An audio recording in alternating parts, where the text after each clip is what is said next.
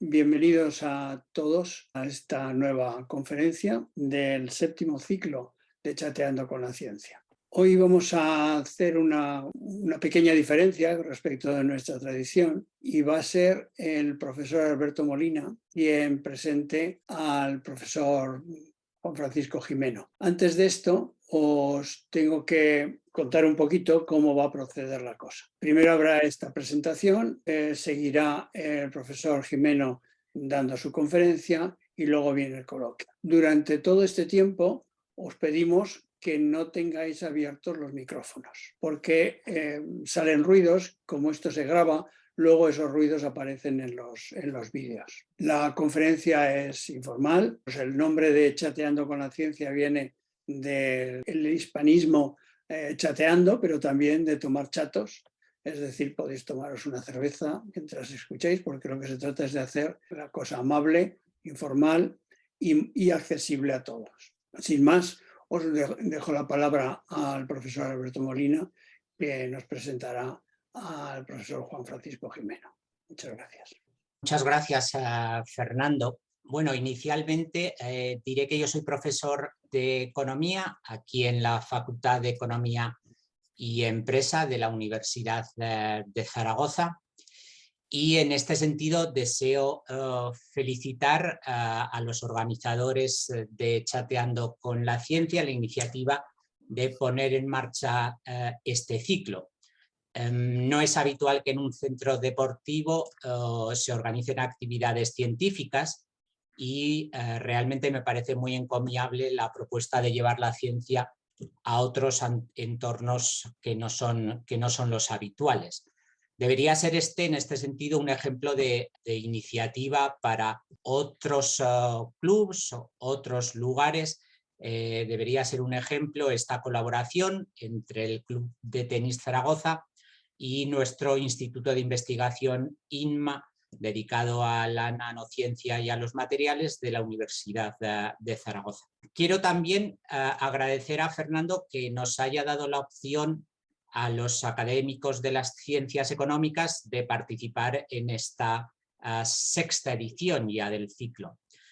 Creo que es la primera vez que participamos científicos no experimentales y esperamos, Fernando, que no sea la última. Quiero a continuación pasar a agradecer a Juan Francisco Gimeno su amable disposición para venir a Zaragoza. Para impartir esta charla sobre la profesión de los economistas y sobre los retos económicos de este siglo XXI, ¿no? Juan nos ha visitado evidentemente en muchas ocasiones en la Facultad de Economía y Empresa, aquí en Zaragoza. Siempre que hemos requerido su presencia ha venido y es un placer, un verdadero placer contar con él de nuevo en este nuevo formato en el Club de Tenis en colaboración con el Instituto INMA. Yo quería indicar inicialmente que uno de los principales objetivos de un economista es ser capaz de cuantificar correctamente las relaciones entre las distintas variables económicas.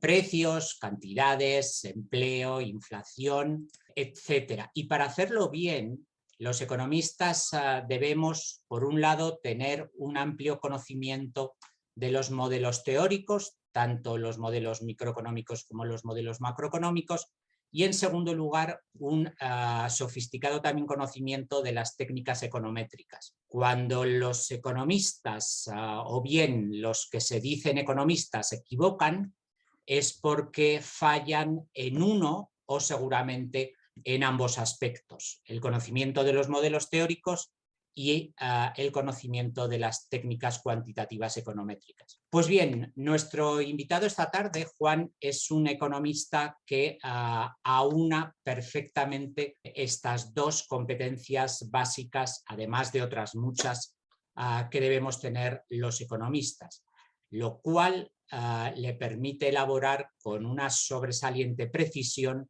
sus estimaciones y predicciones, particularmente en el campo de la macroeconomía y más específicamente en el marco de la economía laboral, del mercado de trabajo. Juan es un experto internacional en economía laboral, en mercado laboral. Juan comenzó obteniendo estas competencias en modelos teóricos y en técnicas econométricas en el MIT, en Boston, Massachusetts, en Estados Unidos, en el Instituto Tecnológico de Massachusetts, en el que Juan se doctoró en 1990. Tras ello fue contratado en la London School of Economics, en Londres, y posteriormente regresó a España como profesor en la Universidad de Alcalá. Una vocación docente que apenas ha dejado desde aquellos años.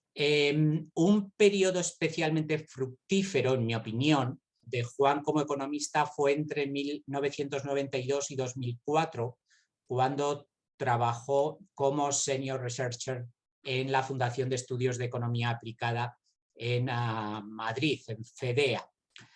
Lugar en el que, por cierto, compartí con Juan, yo como profesor invitado, como investigador invitado, un curso académico. Juan tuvo la ocasión en FEDEA de elaborar una serie de informes, reports, artículos de investigación que afianzaron su trayectoria académica como investigador. Justo en 2004 pasó a ocupar la posición de jefe de división de investigación del Banco de España.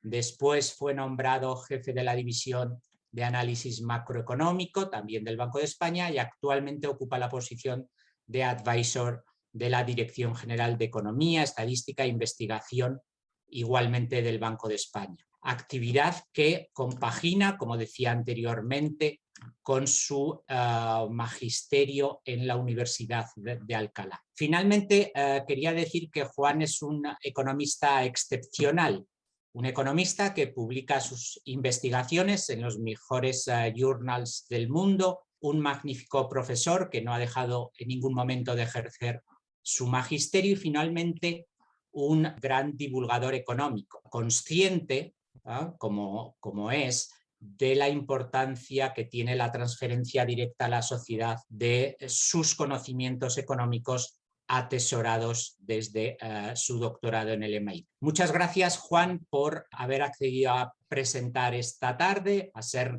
nuestro primer ponente economista en este ciclo, y ¡Hala Madrid! Esto último será seguramente lo que más le habrá gustado a Juan de toda mi presentación. Muchas gracias. Juan, tienes Gracias. la palabra. Pues buenas tardes a todos. Gracias, Fernando, por haberme invitado a participar en este foro, que me encuentro muy entrañable y muy interesante. Alberto, muchas gracias por la presentación. Eres un buen amigo y todo lo que has dicho pues, es más de corazón que de cabeza, aunque lo de ¡Hala Madrid espero que sea más de cabeza que de corazón. Bien, en cualquier caso, he preparado una pequeña presentación para esta charla, para iniciar un poco el debate, porque lo que más me interesa es charlar con vosotros, o sea, chatear con vosotros. Me hubiera gustado hacerlo en presencia y que chatear hubiera sido con una copa de vino por medio, pero bueno, quizá en otra ocasión. Y siendo el primer economista que participa en este ciclo, bueno, pues siento una responsabilidad grande a la hora de cumplir con las expectativas. Entonces, la presentación que he preparado, el objetivo que tiene es principalmente convenceros de que los economistas tenemos una dimensión científica que normalmente no llega al público. La opinión pública, cuando oye hablar de economistas, piensa más en términos de, esta gente son ideólogos, esta gente pretenden ser científicos y en realidad lo que hacen no es más que ideología. No son más que gente que trata de seguir una agenda política y sus trabajos no van más allá de meros debates con intencionalidad política. Y los medios de comunicación lo que hacen es fundamentalmente transmitir un poco este mensaje, ¿no? Los medios de comunicación presentan a la economía más como un campo de batalla donde se dirimen posiciones ideológicas, pero donde la ciencia no juega ningún papel. Cuando se oyen hablar de ciencia económica, pues la ciencia pone una actitud bastante escéptica. En realidad, y ese es mi objetivo con esta conferencia, es convenceros de que no es así. En realidad, siendo cierto que la economía nació como una rama de la filosofía política y que durante mucho tiempo no ha sido más que, bueno, pues eso, filosofía política, desde hace algunas décadas y sobre todo desde la revolución del Big Data y de los datos, la economía es una ciencia muy, muy empírica, donde cada vez más lo que hacemos los economistas no es muy distinto que la ciencia que hacen otros científicos, sociales y no sociales. Yo entiendo por hacer ciencia simplemente ni más ni menos que buscar datos para entender cómo funciona el mundo. Y lo que hacemos los economistas es básicamente eso. Lo que hacemos la mayoría de los economistas que no estamos activos en la investigación es fundamentalmente eso. Entonces, dejarme que haga una serie de reflexiones muy rápidas sobre la economía como ciencia. Y como decía, la gente tiene una percepción de la ciencia que no es la visión que muchos científicos tienen de su propia ciencia, ¿no? Aquí en esta transparencia lo que hay son frases de un artículo que es delicioso de Richard Feynman, un físico que seguro que conocéis todos, que en 1966 hizo un discurso que se llamaba ¿Qué es ciencia? Y básicamente lo que dice Richard Feynman es que la ciencia no es más que el descubrimiento de cosas que merecen la pena volver a verificar por una nueva experiencia directa. Y tanto en ciencias naturales como en ciencias sociales, la ciencia no es irrebatible. La ciencia no demuestra cosas. Hay experimentos que demuestran cosas y básicamente la labor de los científicos es repetir y reinventar estos experimentos, pues como decía antes, para entender mejor cómo funciona el mundo. Y en sus propias palabras, la ciencia no es más que la creencia en la ignorancia de los expertos. Y por eso seguimos haciendo ciencia, porque no nos creemos los resultados y los mensajes que recibimos, que muchas veces los recibimos en una forma que no son científicos. Él dice que existe una considerable cantidad de tiranía intelectual en el nombre de la ciencia y lo que en realidad es ciencia es el valor por el pensamiento racional y la importancia de la libertad de pensamiento, pues para hacer precisamente eso, para buscar nuevos datos que nos ayuden a entender cómo funciona el mundo. Y esto es muy distinto de lo que la gente percibe que son lo que hacen los economistas. Lo que la gente percibe, y esta billeta de Forges, por ejemplo, es genial en ese sentido, dice, ¿se puede saber qué haces? Bueno, es que están economistas en la tele y cambia de canal. Sí, pero es que están en todas partes. Y es verdad, recibimos muchos mensajes sobre cuestiones económicas, pero como decía, lo que generalmente recibimos a través de los medios de comunicación es una economía que no es ciencia. Es una economía donde hay un excesivo recurso a planteamientos ideológicos, donde los datos no es la principal fuente de los mensajes que recibimos y luego muchas veces disfrazada de ciencia lo que nos transmiten son posiciones ideológicas sin fundamento. Otra de las características que yo creo que tiene la ciencia es que no es tan importante lo que dices, sino cómo lo dices. Es que lo que dices está basado en lo que conocemos como el método científico y en el resultado de unos datos y de un análisis de esos datos o de esos experimentos. Y un análisis que además debe ser transparente, contrastable, supervisable y que tiene que estar a disposición del resto de la comunidad científica para su examen, ¿no? Bueno, pues la economía que recibimos normalmente a través de los medios de comunicación, repito, no es eso. Cuando en realidad lo que hacen los economistas científicos es lo que hacen otros científicos, con la diferencia de que en ciencias naturales hay muchas realidades que son inmutables. Por ejemplo, la ley de la gravedad. Pues la ley de la gravedad es la ley de la gravedad. La midamos en el Ecuador o en otra parte de la Tierra. Quiero decir que lo que determina la ley de la gravedad es bien conocido y es inmutable. Pero esto no pasa en economía. En economía tenemos dos problemas. Uno, que la mayoría de las cuestiones económicas son condicionales al escenario en el que tienen lugar. Una misma política económica en un país no tiene los mismos efectos que en otro, pues porque la manera en que se transmite esa política económica depende de la estructura económica del país, depende de cómo los agentes económicos reaccionen a esa política, etcétera, etcétera. Por tanto, nuestros experimentos, que por la propia naturaleza de cuestiones que estudiamos son muy limitados, son además condicionales.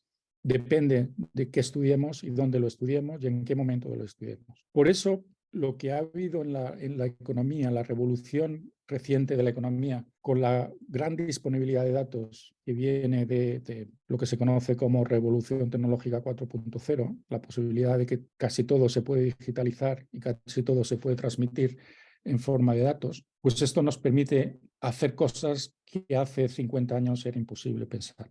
Y esto explica un poco cómo la economía ha ido evolucionando y recientemente, básicamente, es una ciencia empírica y después aportaré algunos datos sobre esto. Sin embargo, y esto lo sabéis muy bien, de la misma manera que la ciencia se construye a base de hechos, como las casas se construyen a base de piedras, un montón de piedras no es una casa y una acumulación de hechos no es ciencia. Necesitamos interpretar esa ciencia. Entonces, los datos por sí solos no nos sirven de mucho y lo que los economistas tenemos es un entrenamiento, una forma de aproximar estos hechos y estos datos que nos permiten interpretarlos de manera que podamos sacar conclusiones sobre cómo funcionan las economías, cómo actúan los agentes económicos y sobre todo las cuestiones sociales muy variadas. Y es que como la economía utiliza conceptos universales que son comunes a toda actividad humana o que están presentes en toda actividad humana, conceptos como costes, beneficios, preferencias, oportunidades, disyuntivas, elecciones. El utilizar este tipo de conceptos nos permite abordar toda una serie de cuestiones que normalmente pues, recibe la opinión pública sin el oportuno análisis, ¿no? Y esta viñeta que he puesto aquí pues es un poco, ejemplifica un poco esta idea, ¿no? El presupuesto de la educación, dice el presentador de televisión, se ha reducido en 10 millones de dólares. Bueno, ¿y qué? ¿Es esto importante? ¿Es mucho? ¿Es poco? ¿Qué diferencia hace? Hay una ley que está siendo considerada en el Congreso para pasar de seguridad musical, para reducir las muertes relacionadas con el piano. Bueno, ¿y esto qué tiene que ver con los riesgos sanitarios? ¿Por qué me debería preocupar? O impuestos. ¿Se van a reducir los impuestos? ¿Y qué piensan los economistas de esto? ¿Cómo afecta la reducción de impuestos a la sociedad? En definitiva, cualquier tipo de cuestión que podáis considerar es susceptible de análisis económico, siempre y cuando tengamos los datos para hacerlo, porque como decía, los conceptos para hacer ese análisis los tenemos y lo hemos venido aplicando en muchas cosas. Bien, en la presentación he preparado algunos datos sobre qué es la ciencia económica ahora, qué tendencias estamos viendo en economía. No quisiera detallarme mucho en esto, pero sí lanzar algunos mensajes, por ejemplo. En la primera tabla lo que veis es la distribución por edad de digamos, los economistas científicos, los economistas que publican en las revistas más top, y lo que estáis viendo, lo que veis en esa tabla es que hay muy pocas mujeres, pero que el porcentaje está creciendo, afortunadamente, en los últimos años. En cuanto a la edad, bueno, se está produciendo un proceso de cierto envejecimiento, pero también veis lo que pasa también en muchas otras ciencias. A algún matemático le he oído decir que si a los 40 años no has escrito tu primer teorema, olvídate de escribirlo en el resto de tu vida.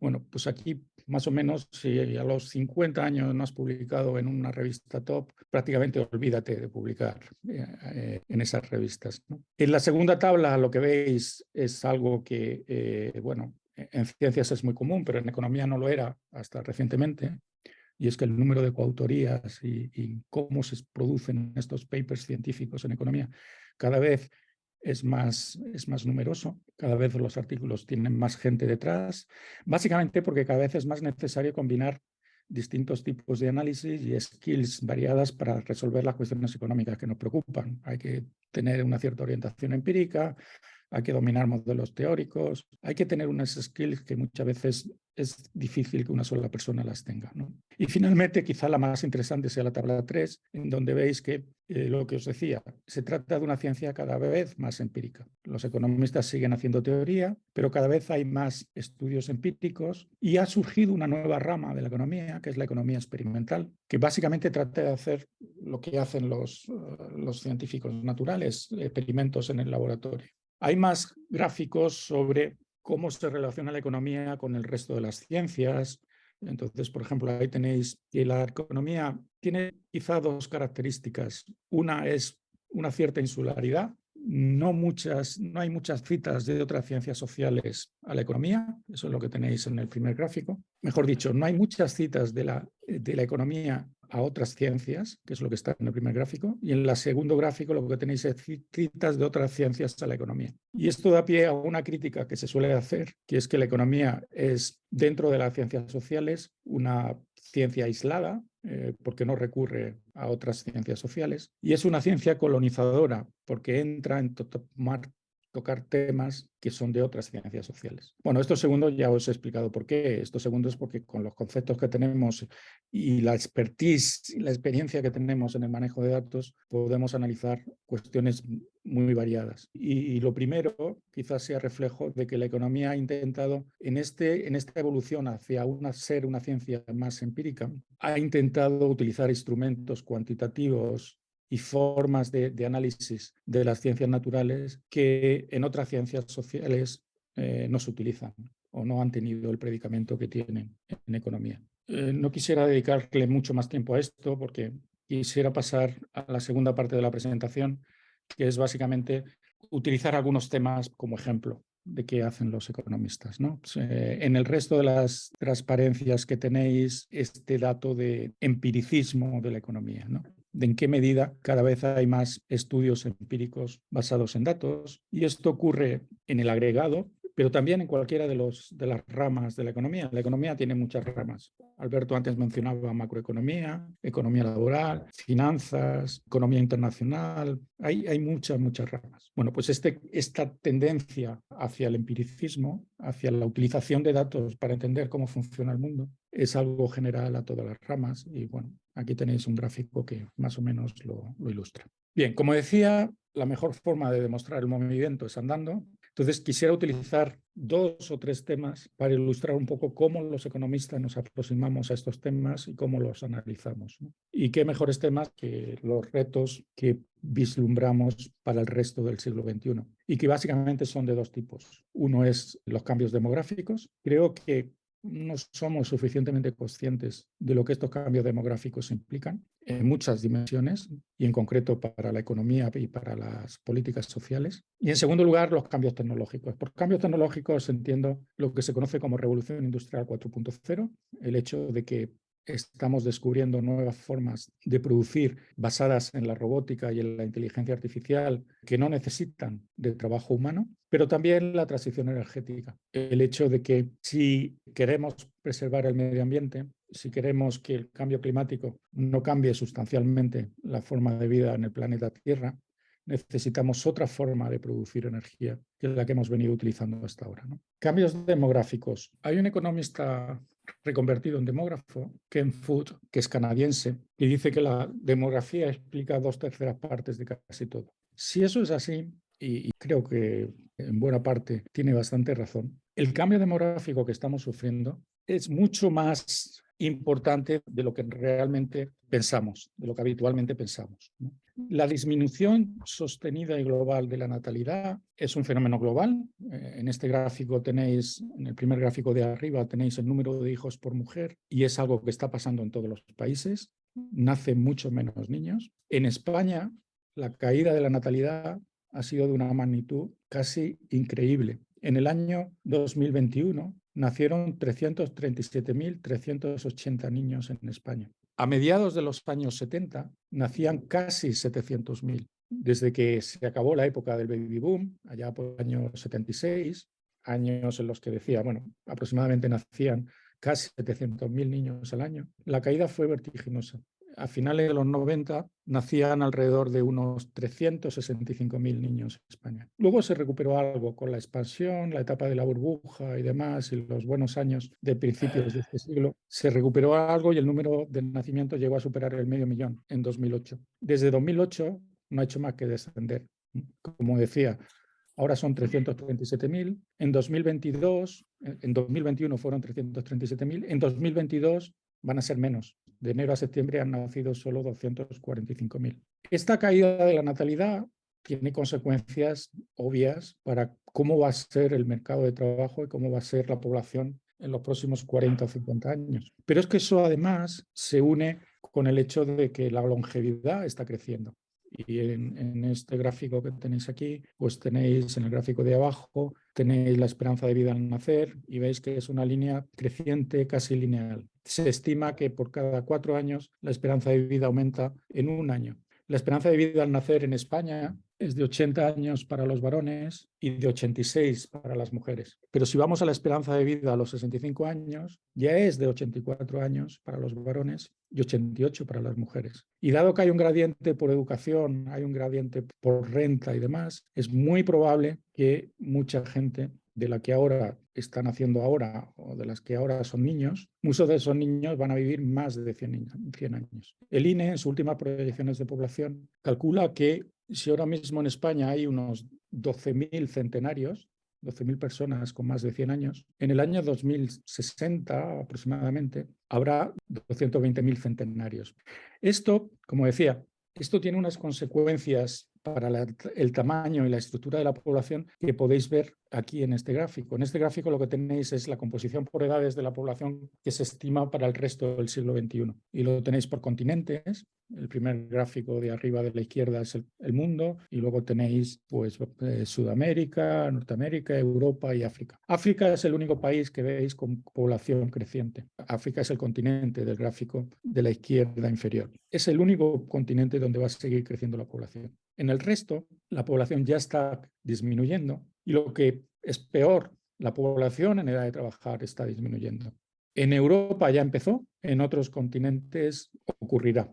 Entonces, siendo cierto que la ONU decía que el martes pasado, la población mundial había llegado a 8.000 millones de personas y estima que para finales de este siglo en el planeta vivirán más de 10.000 millones de personas. O sea que, siendo cierto que el crecimiento demográfico va a continuar en el conjunto mundial, lo veis en el primer gráfico, el cambio en la estructura por edades es de tal magnitud que plantea una serie de problemas económicos y sociales que básicamente requieren un análisis que depende fundamentalmente de un conocimiento preciso de cómo actúan los agentes económicos en determinadas circunstancias, porque la historia no nos ayuda, no hemos visto esto nunca antes y no hay experimentos que podamos hacer sobre esto.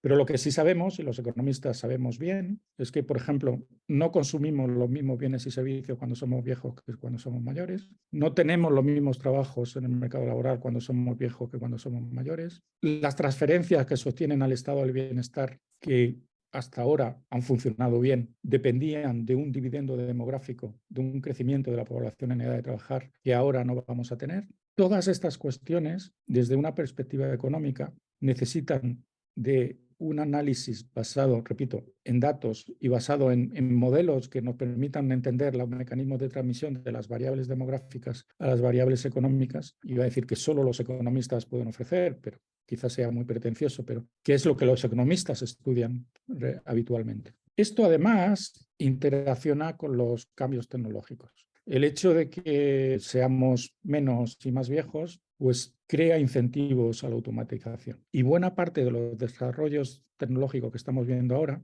tiene que ver con la revolución de los datos y tiene que al final hemos sido capaces de implementarlo en robots y en algoritmos que funcionan sin que intervengan los humanos, pero el hecho de que haya menos trabajadores permite que esta automatización sea más bienvenida, permita más espacio para que haya incentivos a la automatización. Pero otro de los mecanismos que estudiamos es la relación que hay entre innovación, emprendimiento y la estructura por edades de la población. Y esto, lo que sabemos, es que sociedades más envejecidas son menos innovadoras y menos proclives al crecimiento de la productividad.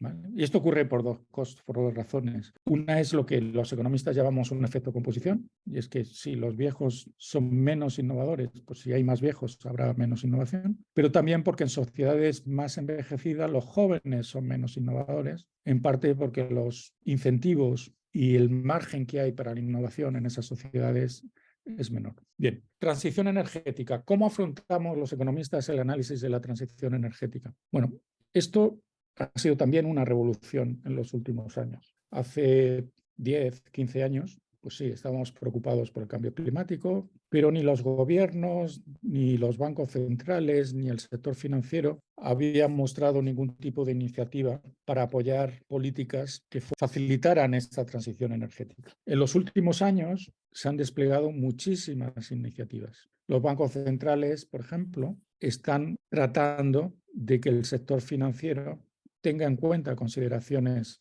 en la concesión de créditos que favorezcan la economía verde frente a la economía marrón. La economía verde es la que funciona con energías renovables, respetuosa con el medio ambiente. La energía marrón es la tradicional, la que nos puede poner en muchos problemas con el cambio climático, ¿no? Entonces, en un contexto donde hay mucha incertidumbre sobre qué puede pasar con este cambio climático, donde hay mucha resistencia a muchas de las políticas que tratan de implementar los gobiernos. ¿Qué están haciendo los economistas? Pues básicamente están haciendo dos cosas. Una es reconocer que, claro, esto del cambio climático es un problema global de coordinación entre países. Es un problema que en economía es un problema clásico que se llama el problema de los comunes. Y es que cuando hay un recurso común y todos pueden utilizarlo sin pagar por él, pues normalmente hay una sobreexplotación de ese recurso. Pasaba con los bosques ingleses en los siglos XVII y XVIII y ha pasado en muchos otros casos, ¿no?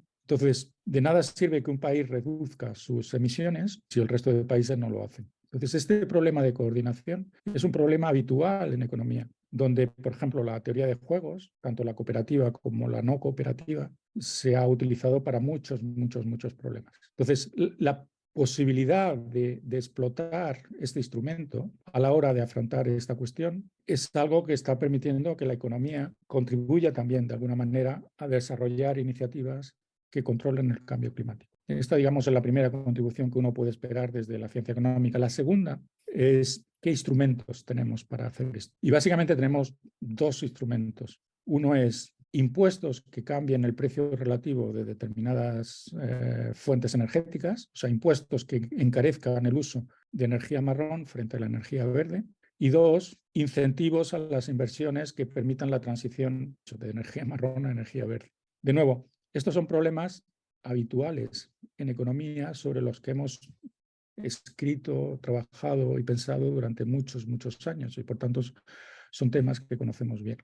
Y en el caso de los impuestos medioambientales, una de las cosas que estamos viendo es que la resistencia social a ese tipo de impuestos es muy alta. El ejemplo que todo el mundo cita es el de los chalecos amarillos en Francia, que salen y paralizan el país porque el precio del diésel aumenta en unos cuantos francos, ¿no? Bueno, ¿cómo conseguir alterar el precio relativo de las distintas fuentes de energía para que cada vez se utilice menos la energía marrón y cada vez se utilice más la energía verde sin que se produzcan estas resistencias sociales? Es otro de los problemas económicos para el que, bueno, los modelos económicos y la manera de pensar de los economistas puede ser útil. Y cada vez hay más informes de economistas sobre estas cuestiones. No tanto publicaciones de primer nivel, porque en las revistas de primer nivel lo que se busca es la contribución metodológica, las nuevas ideas y demás. Y como decía, las ideas que uno necesita aplicar para responder, para abordar estos problemas, son ideas bien conocidas en el campo de la economía. No son nada innovadoras. ¿Cómo funciona un impuesto?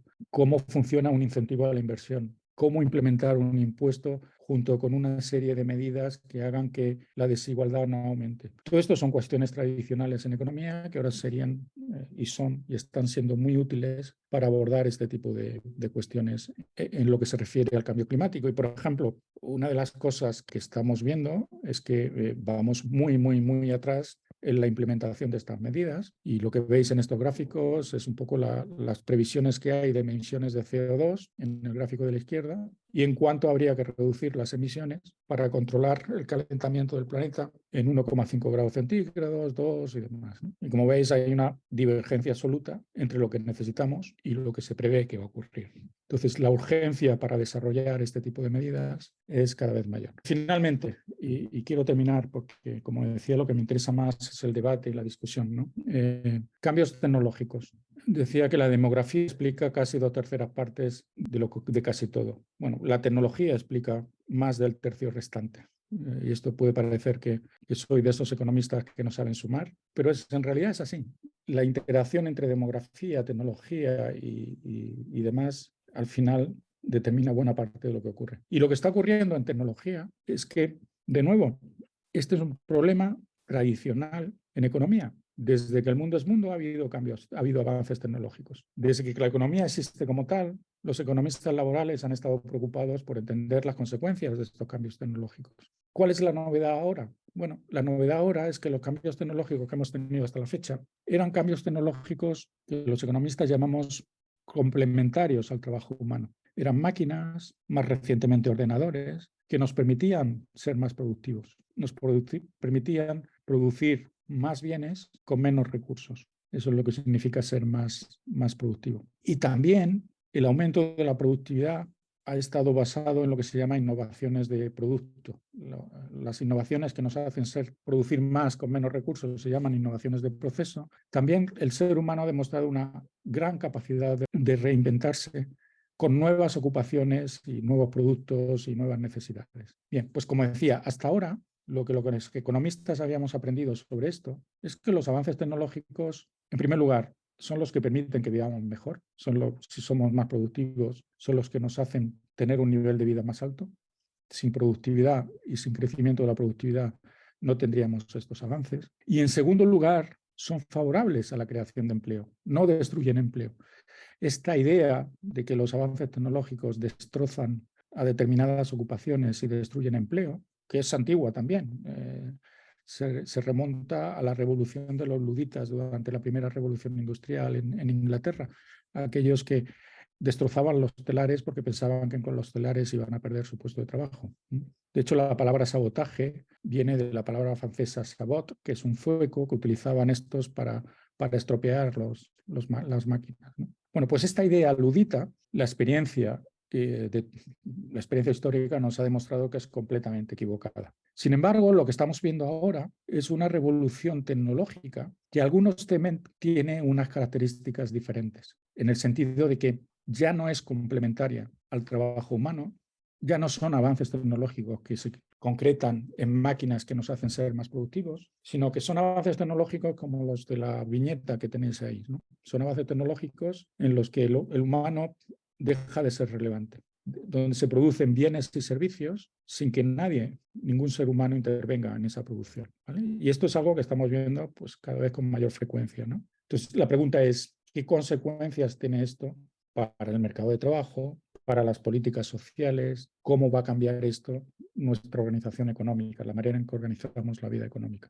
Todas estas cuestiones, como decía, abundan en la agenda investigadora de los economistas laborales estos años. Es verdad que en los últimos años han estado un poco distraídos con el COVID-19 y ahora un poco con la guerra de Putin, pero entender en qué medida los nuevos cambios tecnológicos tienen una naturaleza diferente a los anteriores y cómo se transmiten esos avances tecnológicos en la organización de la vida económica y social es algo que es de primera urgencia y de primera importancia, ¿no?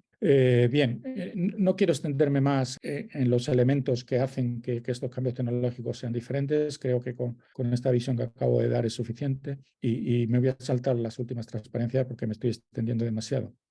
Pero la pregunta, repito, la pregunta es fundamentalmente esa. ¿Es esta vez diferente? ¿Qué tipo de cambios en la organización del trabajo y en la organización de la vida económica vamos a ver como consecuencia de los nuevos cambios tecnológicos?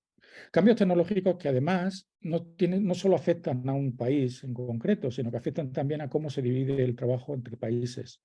Afecta también a lo que se llama la globalización. El comercio internacional y la distribución de cadenas de valor en distintos países es otra de las maneras que tenemos de aumentar la productividad. Bueno, pues ¿en qué medida esto va a cambiar con los nuevos cambios tecnológicos? Si va a haber más globalización o va a haber menos de globalización, es de nuevo preguntas que tienen implicaciones sociales y económicas de primera magnitud y sobre las que la agenda de muchos macroeconomistas y muchos economistas laborales está llena, ¿no? En fin, como decía, mi objetivo ha sido transmitir lo que hacen los economistas. No es lo que oís en las tertulias de radio o lo que veis en los programas de debate en televisión. Que los economistas que investigan tratan de aferrarse al método científico, que básicamente consiste en buscar datos y en tratar de analizarlos bien, y que muchos de los temas que parecen que no son económicos tienen unas implicaciones económicas de primera magnitud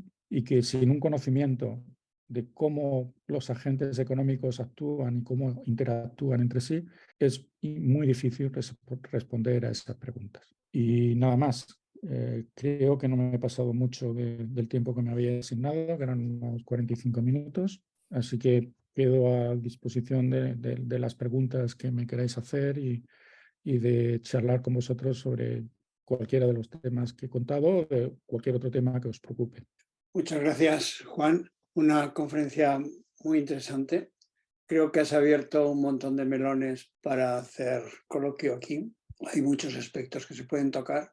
Antes de empezar a plantear preguntas, quiero deciros que la costumbre en Chateando con la Ciencia, para los que no hayáis estado antes, es plantear las preguntas a través del chat. Esto pone un orden a la hora de poder ir planteándoselas al orador y además evita algunas repeticiones que puedan ser innecesarias o alargar demasiado el coloquio. Así que os animo a empezar a plantear preguntas a nuestro conferenciante. Bueno, tenemos la primera de Paco Hernández. Dada la evidente limitación de los recursos en el planeta, parece evidente que el crecimiento continuo es imposible. ¿Podría la economía, tal y como la conocemos, decrecer de forma controlada? Sí, esto también es un tema clásico, se remonta de hecho a economistas clásicos como Robert Malthus, y es una preocupación que los economistas han tenido desde hace mucho tiempo. Ya en el año 1973, en un informe que se llamaba Los límites del crecimiento, el informe del Club de Roma, se pronosticaba que los recursos naturales se iban a agotar y que la limitación de esos recursos naturales pues, impediría el crecimiento económico de manera continua. Y ahora, una tesis popular y que se suele presentar en muy diversos foros es la tesis del decrecimiento. A ver, crecimiento económico quiere decir crecimiento de la productividad, lo he explicado antes, es lo que sustenta el crecimiento económico y el crecimiento del nivel de vida, es el crecimiento de la productividad. Y es verdad, y esto es algo que discutíamos Fernando y yo cuando estábamos preparando esto, que en ese crecimiento de la productividad muchas veces se ha basado en tecnologías que no tenían en cuenta la destrucción de recursos naturales, los problemas con el medio ambiente y demás, ¿no?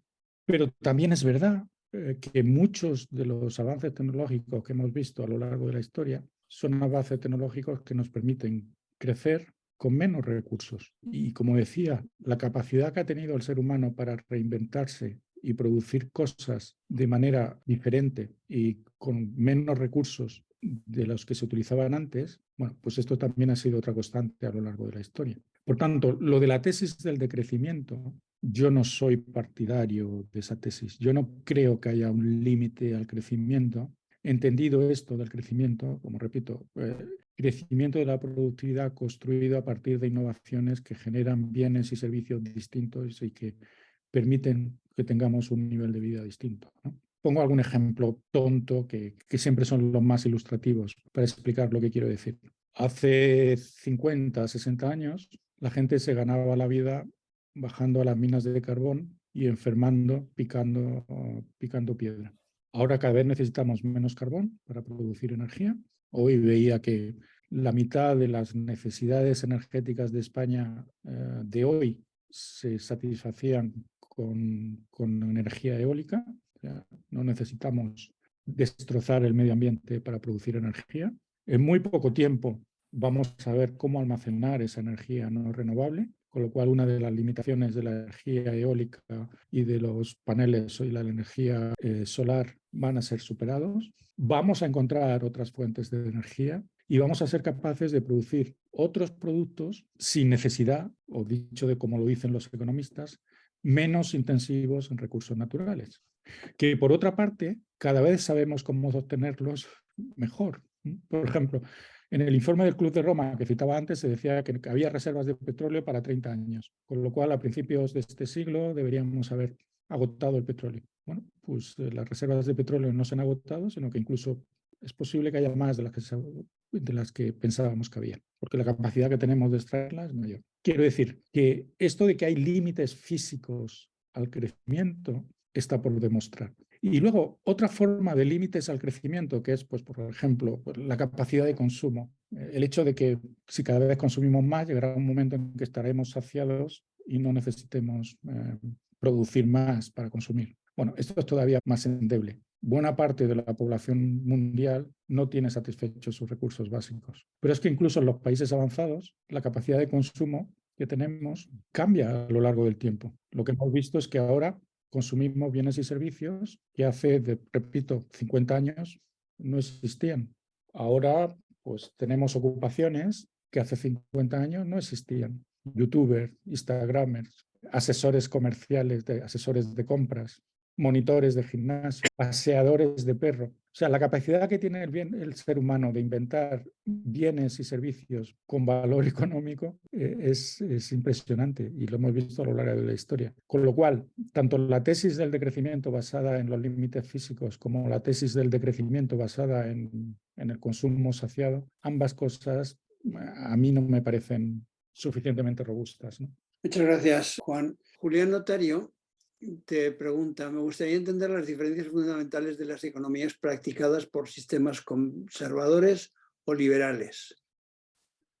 Es normal que la gente entienda la economía como doctrina ideológica más que como ciencia, porque al fin y al cabo la economía nace, como decía al principio, nace de la filosofía política. Y es más, la economía tiene un componente normativo más presente que en otras ciencias.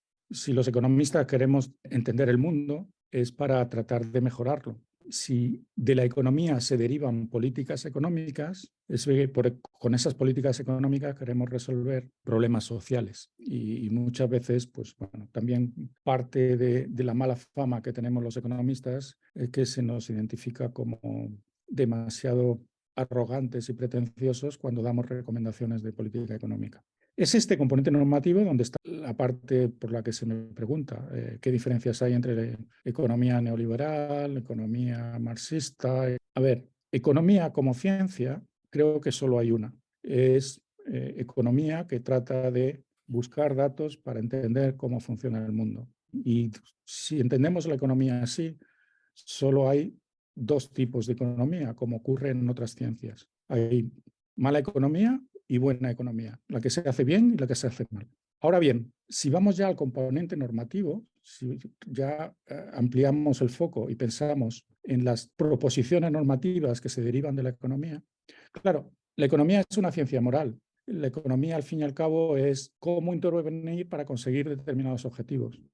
Entonces, las diferencias que hay entre economistas se derivan fundamentalmente de que pues unos economistas valoran más unos objetivos y otros valoran más otros objetivos.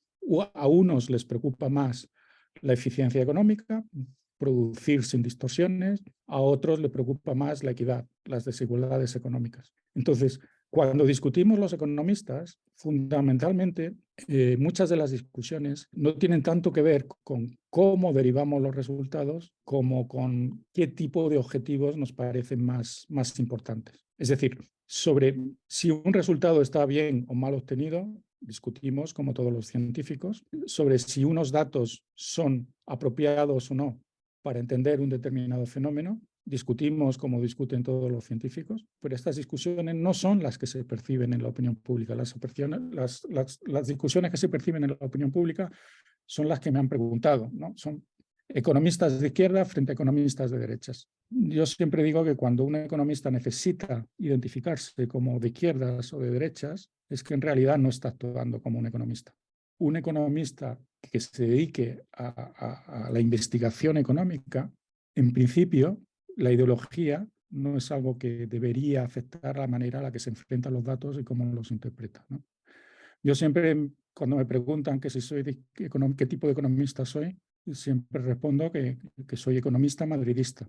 Y no es por hacer afán de madridismo, que también, que siempre que puedo lo hago, sino simplemente para señalizar que cuál es mi ideología política a la hora de abordar el análisis de datos y a la hora de abordar el análisis de una cuestión económica es tan relevante para mí como la afición que pueda tener por un determinado tipo de fútbol. Pero sí, Es verdad que como la economía tiene este componente normativo y como la economía tiene esta implicación en temas de política económica, pues es normal que las principales discusiones se planteen así, como neoliberales frente a socialistas, y muchos de los clásicos debates en economía han sido así.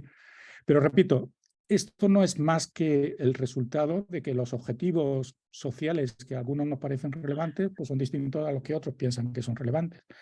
A la hora de analizar los datos y a la hora de abordar el análisis económico, cuando hacemos economía positiva, la ideología no es un elemento que debería importar, que debería influir en las conclusiones.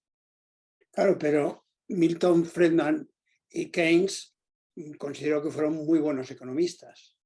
Sin embargo, tienen una componente sociológica en sus estudios, en sus modelos y en sus consecuencias muy alta. Entonces, digamos que una parte del desarrollo de economía va ligado a modelos que luego se aplican. Y ahí es donde viene la parte que tú llamas normativa, que también tiene la carga sociológica, que es la que hace la distinción, ¿no?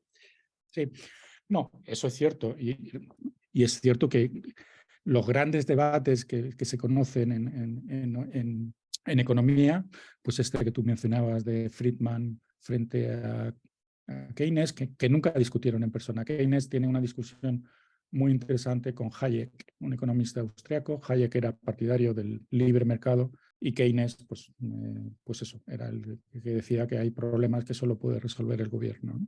Estos debates, repito, son importantes, demuestran un poco que los objetivos que unos pretenden resolver son distintos a los que otros pretenden resolver. El problema que Keynes quería resolver era el problema del desempleo durante la gran recesión. De pronto la economía se para, el sector privado no es capaz de producir y entonces su respuesta fue, bueno, pues que intervenga el gobierno. El problema que Hayek y Milton Friedman estaban intentando resolver es el problema de la excesiva intervención del gobierno en cuestiones que no sabe cómo resolver. Y Hayek fue un crítico feroz del socialismo y del comunismo, y Milton Friedman fue el principal adalid de las políticas de libre comercio, ¿no? Pero es porque estaban pensando en términos de objetivos diferentes y lo que les preocupaba a unos no era lo que le preocupaba al otro. Hay un discípulo de Keynes, que fue profesor en MIT, un italiano, Franco Modigliani, que fue también premio Nobel de Economía, que Franco Modigliani, keynesiano acérrimo y demás, decía, no, yo cuando hablo con Milton Friedman sobre cuestiones económicas, siempre estamos de acuerdo.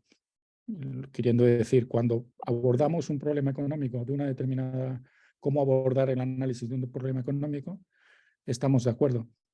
Cuando discutimos, es para qué queremos resolver ese problema económico. Cuando discutimos es porque a mí el problema económico lo que me preocupa es el desempleo, las desigualdades, los problemas sociales que se generan de esa determinada cuestión, mientras que a Milton Friedman lo que le preocupa es la libertad económica, la eficiencia económica y demás, ¿no? Entonces, es cierto que si pones un peso, según el peso que pongas en los determinados objetivos, vas a hacer recomendaciones de política económica diferentes.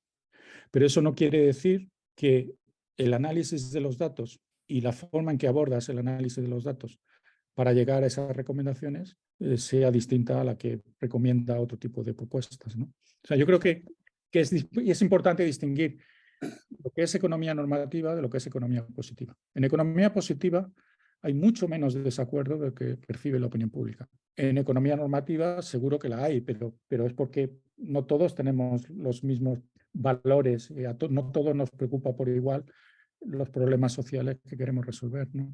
Está claro.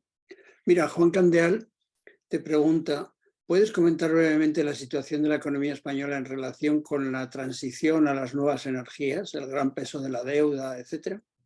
A ver, la economía española tiene varios problemas estructurales importantes.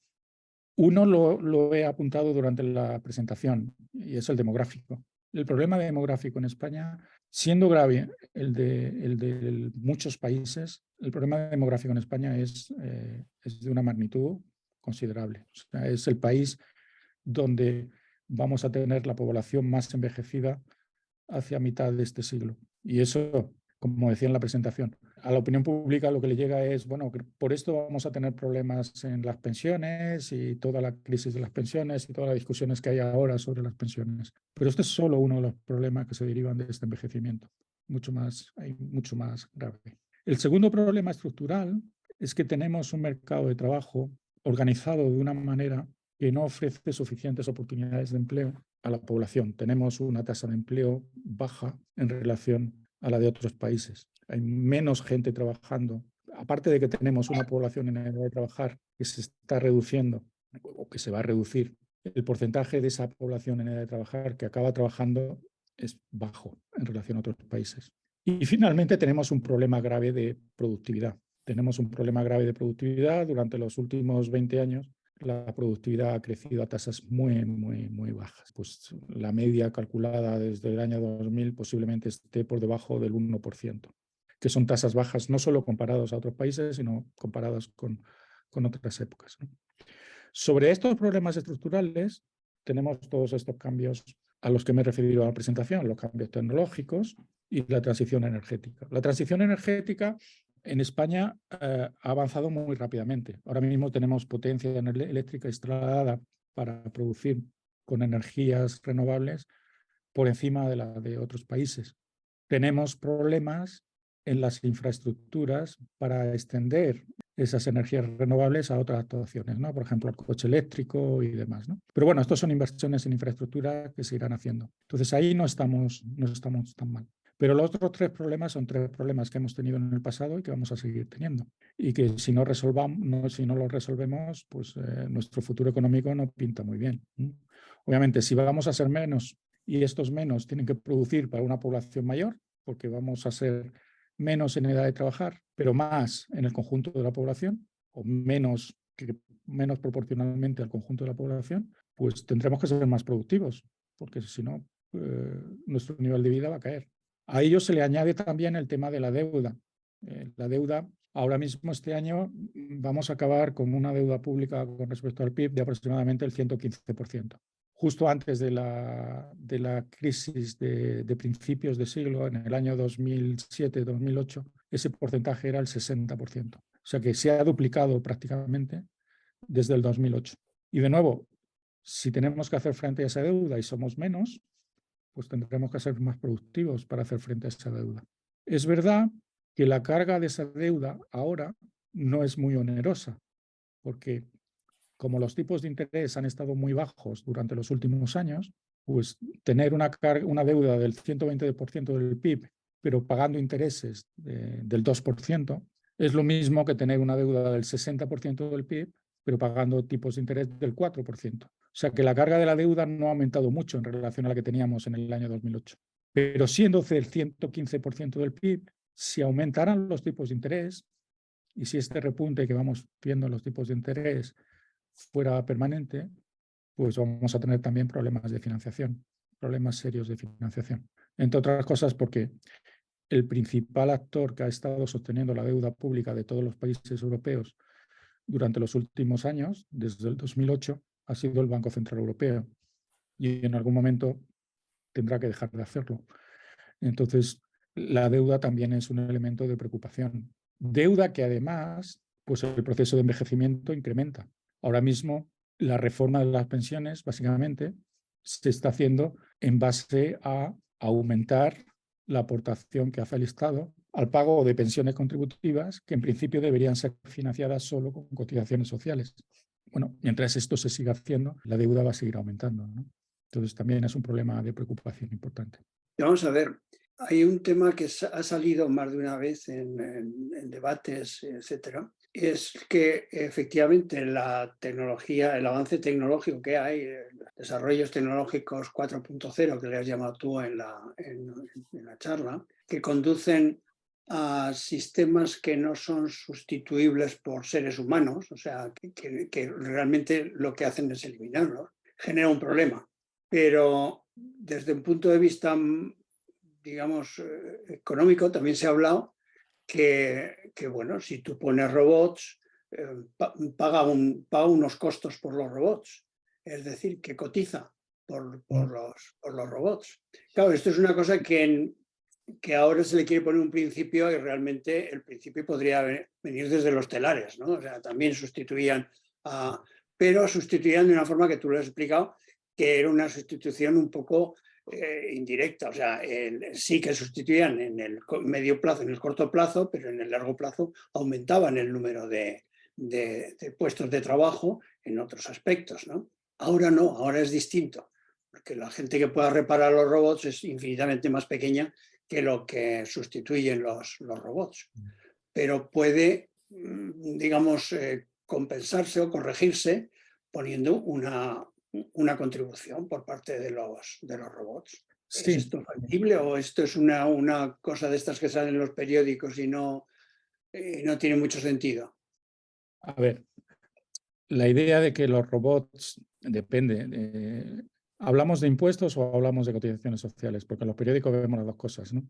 Que los robots paguen cotizaciones sociales. Bueno, eso no tiene ningún sentido, porque las cotizaciones No, sociales... sería impuestos. Que paguen impuestos. Bueno, el capital ya paga impuestos. Los robots no es diferente a otra forma de capital. Entonces, los impuestos sobre el capital y los impuestos sobre el beneficio de las empresas están ahí, o sea, que están en funcionamiento. Habría que adaptarlos hacia un mundo con mayor presencia del capital. Pero el problema fundamental es que todo el mecanismo que tenemos de protección social, pensiones, sanidad, educación y demás, se ha venido financiando a través de transferencias de renta entre los humanos. El estado del bienestar, cuando se construye en el siglo XX en la mayoría de los países europeos, es un estado que protege fundamentalmente al trabajador y protege al trabajador a través de transferencias de renta entre trabajadores. En el caso de las pensiones, transferencias intergeneracionales, en otros casos, otro tipo de transferencias. Cuando el trabajo tiene menos peso en la producción, y eso es lo que de una manera anecdótica parece que está pasando y de una manera muy ilustrativa explicaba un filósofo polaco, Bauman, que falleció hace unos pocos años. Este hablaba de la parábola de la factoría moderna. Decía que la factoría moderna tendrá dos empleados, un hombre y un perro. La labor del hombre, la tarea del hombre sería darle de comer al perro y la tarea del perro sería que ningún humano entrara en la factoría para tocar las máquinas. Este es un poco el ejemplo de hacia dónde vamos si nos creemos que la robótica y la inteligencia artificial va a sustituir el trabajo humano. Bueno, en un mundo como ese, donde además el capital es muy móvil internacionalmente, organizar el sistema de transferencias que tenemos ahora es más complicado, porque, de nuevo, es un problema de coordinación global, como el caso de la transición energética, ¿no? Y el caso del cambio climático. Si pones impuestos muy altos al capital, pues los robots se van a ir a otro sitio y van a producir en otro sitio. Y esto que ya estamos viendo en el contexto internacional, ahora mismo hay varias iniciativas en la OCDE y en otros foros para coordinar impuestos de multinacionales entre países, esto cada vez va a ser más importante, ¿no? Entonces, es cierto que se puede hacer con impuestos sobre los robots, pero no es trivial cómo hacerlo. Luego, por otra parte, si el trabajo tiene menos peso en la producción, nuestra manera de organizarnos la vida también va a cambiar mucho, ¿no? Finalmente, lo que nos define a muchos es el trabajo que hacemos y en qué ocupamos nuestro tiempo. Si no tenemos ese trabajo, porque vamos a ser sustituidos por robots, pues hay dos problemas. Uno es de dónde vamos a recibir renta, y de ahí pues, todas estas propuestas ahora también bastante populares y bastante frecuentes sobre renta básica universal. Esto de la renta básica universal no es más que eso, la respuesta al hecho de que las rentas del trabajo se van a reducir. Entonces, es la respuesta de creemos los mecanismos para que todo el mundo tenga un nivel de renta suficiente. Y la manera de hacerlo es con la renta básica universal. El problema es que es una manera muy cara de hacerlo, ¿no? Ese es el primer problema. El segundo problema es, bueno, si no trabajamos, nos dedicamos al ocio, pero ¿estamos educados para dedicarnos al ocio? ¿Qué tipo de ocio? ¿Qué tipo de sociedad vamos a tener si una buena parte de la población tiene 7 días festivos a la semana, ¿no? Son problemas sociales y problemas que creo que necesitan una reflexión muy, muy profunda y no tienen solución fácil, ¿eh? No tienen solución fácil porque las respuestas sencillas de que los robots paguen impuestos, bueno, pues en principio a la gente les parece de sentido común, pero cuando luego uno indaga en los mecanismos económicos que hay detrás de cómo se pagan impuestos, qué son los robots, cómo responden los agentes económicos a los impuestos, pues uno se da cuenta de que no es tan fácil. Está claro, está muy claro. Mira, mientras salen alguna pregunta más, había notado yo aquí, hay un problema que has planteado serio, que es la conjunción entre el envejecimiento de la población en países desarrollados y la disminución de la natalidad.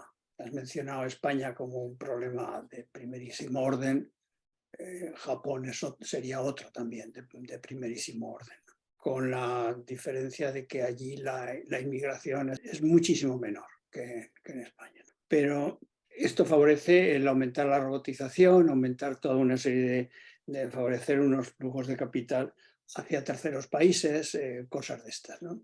Pero también esta situación está demandando mano de obra y al demandar mano de obra, pues favorece los flujos inmigratorios. Entonces favorece una entrada de gente que venga de otros lugares menos favorecidos a encontrar trabajo. Y esto es un problema económico, si se quiere, pero también es un problema sociológico serio, porque esta gente trae sus costumbres, trae sus modos de vida, y para mí el ejemplo paradigmático es Estados Unidos, donde la inmigración es abundantísima y donde hay las bolsas de gente con sus costumbres, sus modos, sus cosas que están influyendo tanto como que ahora la bolsa, dentro de poco la bolsa minoritaria va a ser los anglosajones que primero fueron allí.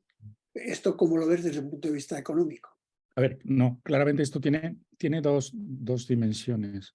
Una es cómo se producen estos flujos migratorios entre países y en segundo lugar el tema social.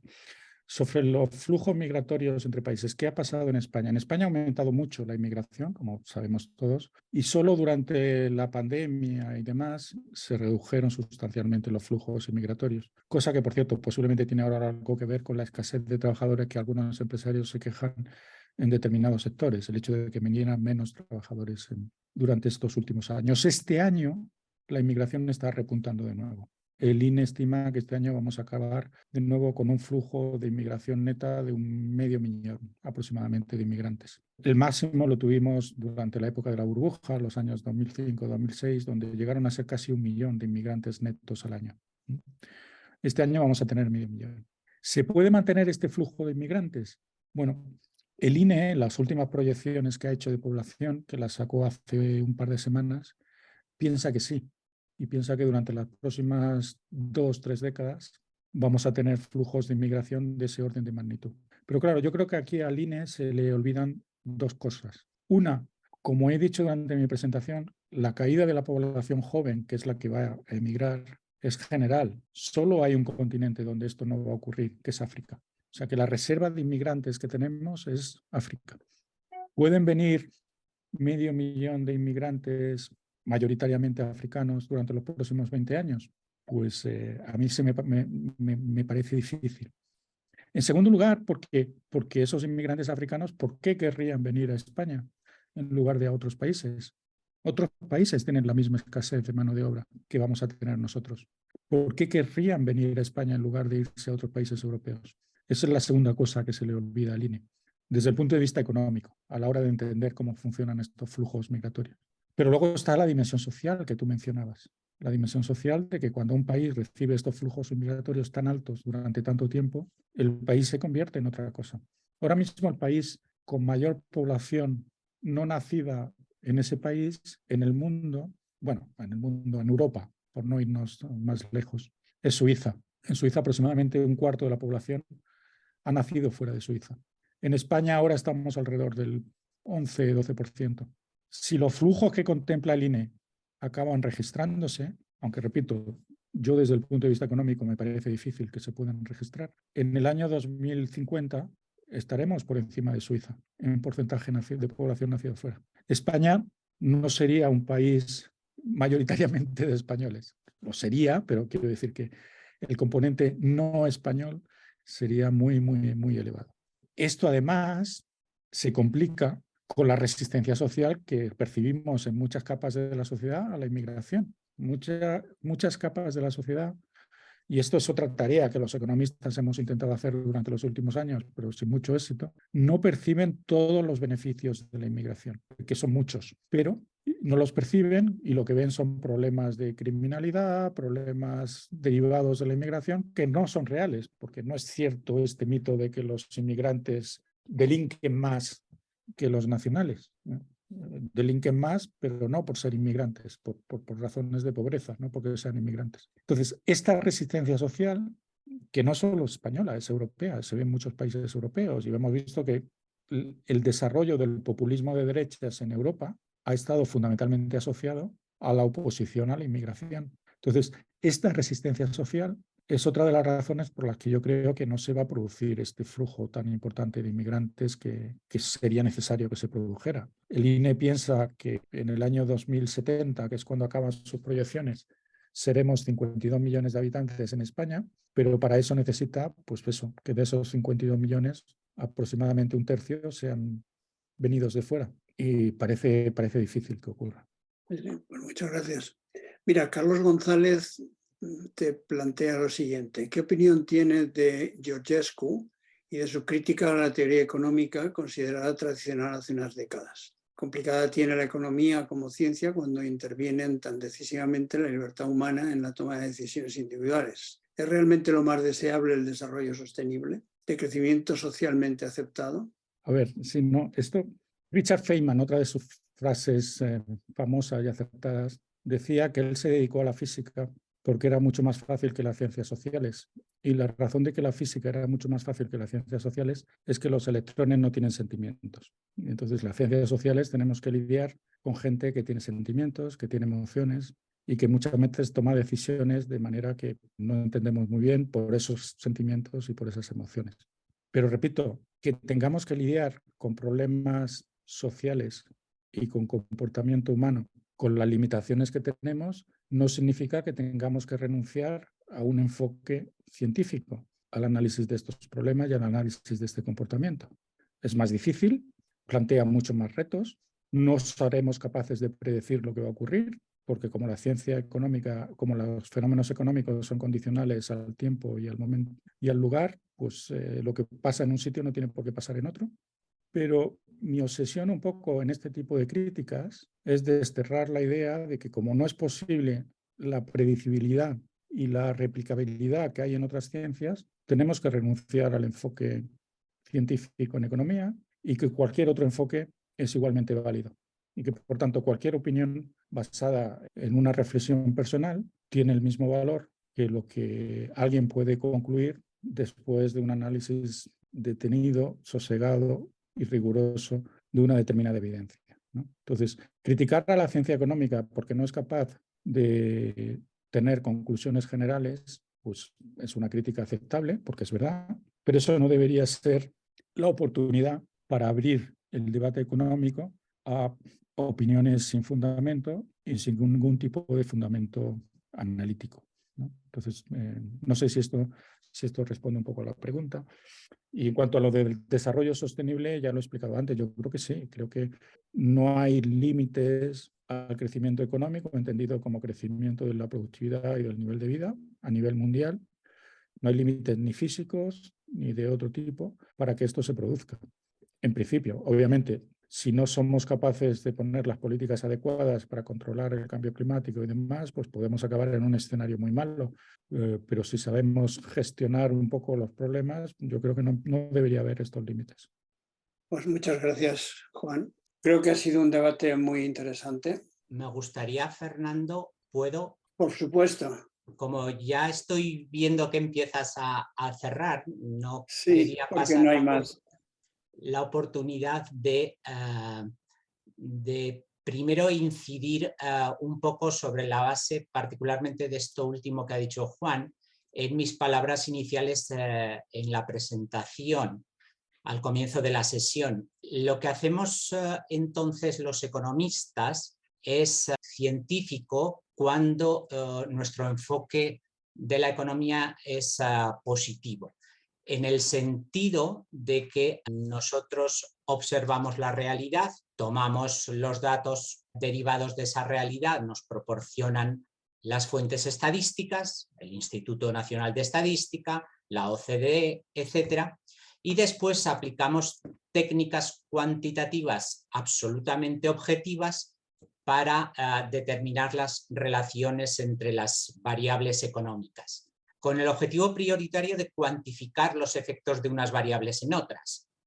Yo tengo un primo que es filósofo y que entiende que si el precio de las manzanas baja, la cantidad demandada va a subir, pero cuando le pregunto que me prediga cuál es la variación en la cantidad ante el cambio en el precio, es incapaz de responder. Y esto es lo que aportamos científicamente los economistas. Los economistas somos capaces de determinar, sobre la base de las técnicas cuantitativas y los modelos micro y macro, que si el precio de las manzanas baja un 5%, los datos me van a decir que la cantidad va a subir en un 7%, en un 8% o en un 25%.